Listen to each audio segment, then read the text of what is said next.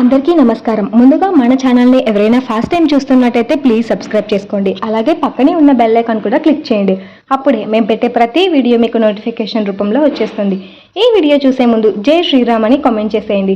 కష్టపడి సంపాదించిన డబ్బు తెలియకుండానే ఖర్చు అయిపోతుందని చాలామంది బాధపడుతుంటారు.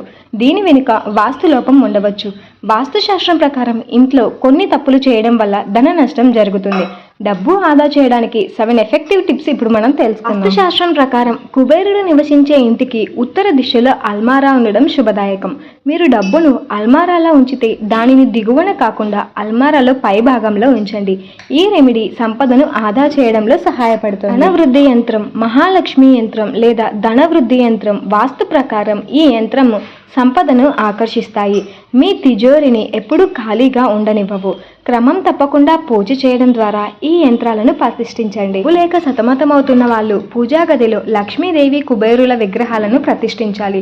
నిత్యం పూజలు మంత్రాలు పఠించడం వల్ల ఇంట్లో ధన ప్రవాహం పెరిగి ఆర్థిక సమస్యలన్నీ తొలగిపోతాయి. రాత్రిపూట వంటగదిలో మురికి పాత్రలను ఉంచకూడదు. వాస్తుశాస్త్రం ప్రకారం ఇది అశుభమరమైనది. లక్ష్మీదేవికి కోపం తెప్పిస్తుంది. రాత్రి పడుకునే ముందు పాత్రలను కడుక్కోవడం వల్ల ఇంట్లో సంపద ప్రశాంతత పెరుగుతాయి. ఇంటిని శుభ్రపరచడం. లక్ష్మీదేవి మురికి ఇళ్లలో నివసించదు. ఇంటిని ఎల్లప్పుడూ శుభ్రంగా ఉంచుకోవాలి. ముఖ్యంగా ఈశాన్య దిశలో చెత్తను ఉంచకూడదు. ఈ దిశను ఆలయ స్థలంగా భావిస్తారు. పరిశుభ్రత సంపదను సానుకూల శక్తిని ఇవి తీసుకొస్తాయి. దక్షిణావర్తి శంఖం. పూజా గదిలో గడియారపు శంఖాన్ని ఉంచి సాధారణ ప్రార్థనల సమయంలో దానిపై ఊదండి.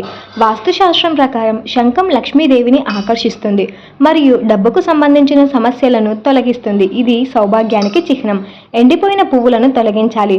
పూజా గదిలో ఎండిన లేదా పాతబడిన పువ్వులను ఉంచకూడదు. వాస్తు ప్రకారం ఇవి లక్ష్మీదేవికి ఆగ్రహాన్ని కలిగిస్తాయి.